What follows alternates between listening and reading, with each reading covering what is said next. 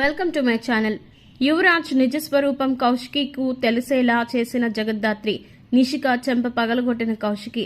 అసలు ఇదంతా ఎలా జరిగిందో ఏంటో తెలుసుకోవాలి అనుకుంటే ఈ వీడియోను చివరి వరకు స్కిప్ చేయకుండా చూసేయండి.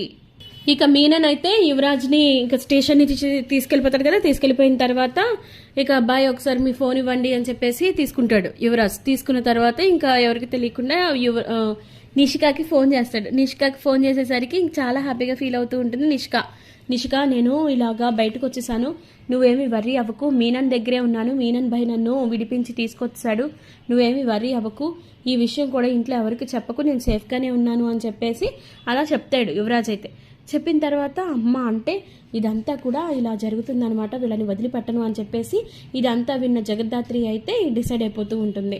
అసలు ఇదంతా కూడా నిషికకి తెలిసి మాకు చెప్పలేదా, ఒక క్రిమినల్ని ఇంకా అలాగే క్రిమినల్గానే మెయింటైన్ చేస్తుందన్నమాట, దీన్ని వదిలిపెట్టకూడదు అని చెప్పేసి ఇంకా తనలో తానే అనుకుంటా ఉంటుంది.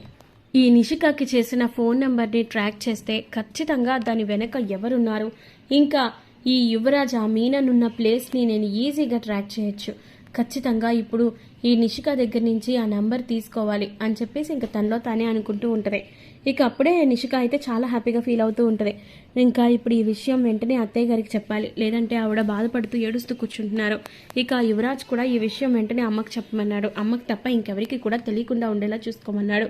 ఇంకా అలాంటప్పుడు ఇంట్లో ఎవరికి కూడా నేను చెప్పను, ఏది ఏమైనా సరే ఆ కౌశికి వదిని నేను అంతలాగా టార్చర్ పెడుతున్నాను, ఇంకా ఆవిడ ఇలాగే ఉంటుంది, అస్సలు వదిలిపెట్టకూడదు, ఏం చేసైనా సరే ఈరోజు నేను అనుకున్నది సాధిస్తాను అని చెప్పేసి ఇంకా తనలో తానే అనుకుంటూ ఉండేసరికి ఇంకా అప్పుడు ఇక నిషిక అయితే ఫోన్ అక్కడే పెట్టేసింది, ఇంట్లో రూమ్లో పెట్టేసి ఇంకా వైజయంతి దగ్గరికి అయితే వెళ్ళిన తర్వాత ఇంకా ఈ మరో పక్క ఇంకా కౌశికి ఏమో ఆలోచిస్తూ ఉంటుంది. అసలుకి తమ్ముడు ఎటు వెళ్ళిపోయాడు ఏంటో అర్థం కావట్లేదు, ఒకవేళ ఆ జేడీనే ఇదంతా చేస్తుందేమో అని అనిపిస్తుంది, నేను ఆ జేడీని మాత్రం వదలను, తనతో యుద్ధం చేసైనా సరే నా తమ్ముడిని ఇంటికి తీసుకురావాలి అని చెప్పేసి అటు ఇటు తిరిగేస్తూ తెగ ఆలోచిస్తూ ఉంటుంది.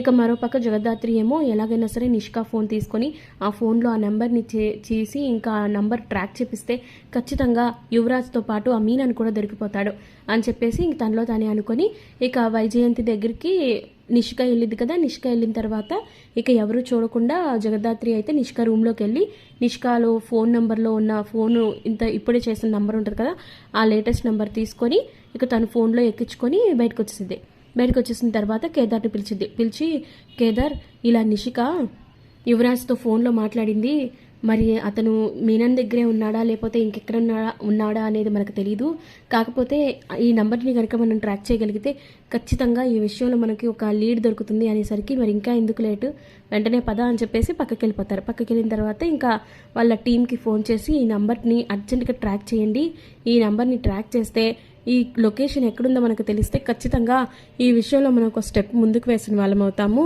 ఇంకా మన వాళ్ళందరినీ కొట్టి మరీ ఆ మీనన్ ఇంకా యువరాజ్ని తీసుకెళ్ళిపోయాడు కదా, ఇప్పుడు నేను వెళ్ళి ఆ యువరాజ్తో పాటు ఆ మీనన్ని కూడా అరెస్ట్ చేస్తాను, అప్పుడు కానీ వాడికి తిక్క రాదు అని చెప్పేసి ఇంకా అలా చెప్తా ఉంటుంది.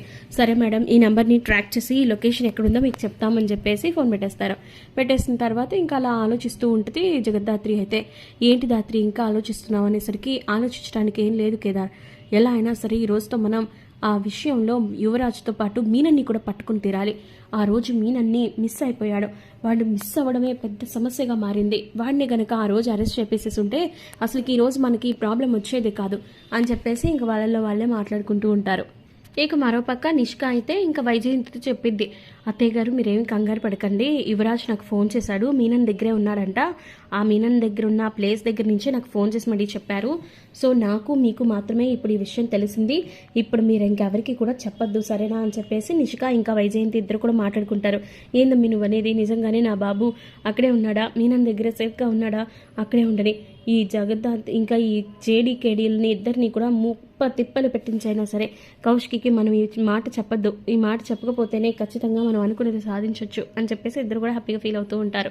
ఇక మరోపక్క జగదాత్రికి మళ్ళీ రిటర్న్ కాల్ వస్తుంది. రిటర్న్ కాల్ వచ్చేసరికి ఏమైంది, ఈ లొకేషన్ ట్రాక్ అయిందంటే ట్రాక్ అయింది మేడం, మీరు అర్జెంటుగా రండి అని చెప్పి అన్న తర్వాత ఇక కేడీ ఇంకా జేడీ ఇద్దరు కూడా వెళ్ళి ఇంకా అక్కడ ఆ ప్లేస్లో వీళ్ళు వస్తున్నారని తెలియదు కదా, ఇన్ఫర్మేషన్ కూడా లేకపోవడంతో అక్కడ ఉన్నారనే విషయం ఎవరికి తెలియదనే బలంతో ఇక జేడీ కేడీ ఇద్దరు కూడా వాళ్ళని అరెస్ట్ చేసేస్తారు. అక్కడే ఇంకా మీనన్ కూడా ఉండడంతో మీనన్ ఇంకా జేడీని చూసి షాక్ అయిపోతాడు.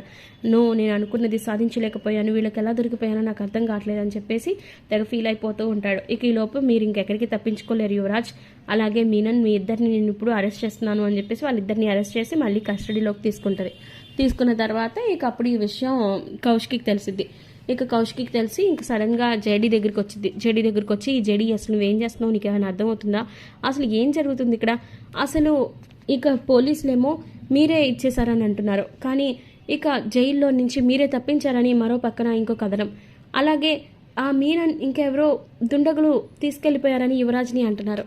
అసలు ఏం జరుగుతుంది జాత్రి, అసలు ఏంటిదంతా జేడీ, అసలు ఎందుకు ఇలాగా మమ్మల్ని టార్చర్ చేస్తున్నారు, మమ్మల్ని మానసికంగా మా తమ్ముడిని ఇంకా టార్చర్ చేస్తూనే ఉన్నారు, ఎందుకు మీరు అదంతా చేస్తున్నారు అనేసరికి, చూడండి కౌశికి గారు, మీకు విషయం తెలియట్లేదు, ఈ విషయంలో మొత్తం తప్పంతా యువరాజ్దే, యువరాజ్కి ఇంకా మీనన్కి సంబంధాలు ఉన్నాయనే విషయం మాకు ముందు నుంచి అనుమానంగానే ఉంది, కానీ ఆ విషయం ఎలా ప్రూవ్ చేయాలో తెలియక మేము సతమతమయ్యాము, కానీ ఇప్పుడు మా దగ్గర అన్ని ఆధారాలు ఉన్నాయి, మీరు మాత్రం ఇక ఈ విషయంలో ఇన్వాల్వ్ అవ్వద్దు, ఎందుకంటే యువరాజ్కి సంబంధించిన అన్ని ఆధారాలు ఇప్పుడు మీనన్తో కలిసి ఉన్నాయి, కాబట్టి మీరు సైలెంట్గా ఉండండి అనేసరికి, ఏం మాట్లాడుతున్నావు, నేను ఎందుకు సైలెంట్గా ఉంటాను, నా తమ్ముడిని అరెస్ట్ చేస్తే నేను ఊరుకుంటాను అనుకుంటున్నావా, నిన్ను నడి రోడ్డు మీదకి లాక్కొస్తాను అనేసరికి, మీరు ఎక్కడికి లాక్కొచ్చినా కూడా ఈ విషయంలో మీరు చేయగలిగింది ఏమీ లేదు, ఎందుకంటే ఈ యువరాజ్కి అలాగే మీనన్కి అన్ని సాక్ష్యాలు ఉన్నాయి అని చెప్పి అనేసరికి, ఇంక అప్పుడు దాంతో ఒక్కసారిగా కౌశికి అయితే షాక్ అయిపోతుంది.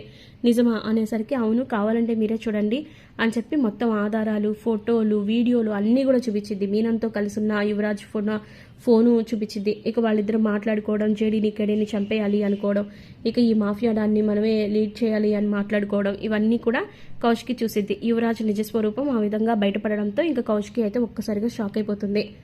ఇక ఆ తర్వాత ఆ వీడియో చూసి స్టన్ అయిపోయి, అంటే యువరాజ్ నేను ఇంతకాలం అనుకుంటున్నట్లుగానే ఏదో తప్పు చేస్తున్నాడు అనుకున్నాను, కానీ మరి ఇంత దారుణంగా మాఫియా డాన్ మీనన్తోనే సంబంధాలు పెట్టుకుంటాడని అస్సలు అనుకోలేదు అని చెప్పి బాధపడుతూ ఇంకా ఇంటికి తిరిగి వచ్చేసింది. ఇంటికి తిరిగి వచ్చేసిన తర్వాత ఇక అప్పుడే లాన్లో వీళ్ళిద్దరు మాట్లాడుకుంటూ ఉంటారు, నిషిక ఇంకా వైజయంతి. అత్తయ్య ఏమైందో ఏమో తెలియట్లేదు, అసలు యువరాజ్ మళ్ళీ పట్టుబడిపోయాడంట, కస్టడీలోకి తీసేసుకుందంట జేడీ, అసలు ఏమవుతుందో నాకేం అర్థం కావట్లేదు అత్తయ్య, మీనంతో ఉన్నానని, సేఫ్గానే ఉన్నానని, ఇక మీదట ఈ విషయం ఎవరికి చెప్పొద్దని కూడా చెప్పారు, నేను ఈ విషయం ఎవరికి, మీకు తప్ప ఇంకెవరికి చెప్పలేదు అత్తయ్య, మరి ఈ విషయం ఎలా లీక్ అయ్యి ఇంకా ఈ విషయంలో ఆ జేడీ కేడీలిద్దరు ఎలా పట్టుకున్నారో అర్థం కావట్లేదు, కానీ యువరాజ్ మళ్ళీ దారుణంగా ఇక కస్టడీలోకి వెళ్ళిపోయాడట అత్తయ్య, అసలు ఇప్పుడు ఏం చేయాలో నాకు అర్థం కావట్లేదు, ఈ విషయం ఎవరికి చెప్పాలన్నా కూడా ముందు ఈ విషయం నీకే తెలుసని అంటారు, అదే భయంగా ఉంది అని చెప్పేసి వెనక్కి తిరిగిద్ది. వెనక్కి తిరిగేసరికి ఒక ఎదురుగుండా అయితే కౌశికి ఉంటుంది. కౌశికి ఉండేసరికి ఒక్కసారిగా నిషిక అయితే షాక్ అయిపోతుంది. ఇక ఇదంతా విన్న కౌశికి అయితే, అంటే వీళ్ళకి ముందే తెలుసు అనమాట యువరాజ్ ఇంకా ఇలాగ క్రిమినల్ అని చెప్పేసి ఇంకా చంప మీద లాగిపెట్టి కొట్టేసరికి అక్కడ వైజయంతి, నిషిక ఇద్దరు కూడా షాక్ అయిపోతారు. ఇక రాబోయే కథలో ఖచ్చితంగా ఇలా అయితే జరిగిపోతుంది. ఇలాగే జరగాలని అనుకునే వాళ్ళు ఖచ్చితంగా మా వీడియోని లైక్ చేయండి. మరిన్ని ఇలాంటి ఇంట్రెస్టింగ్ అప్డేట్స్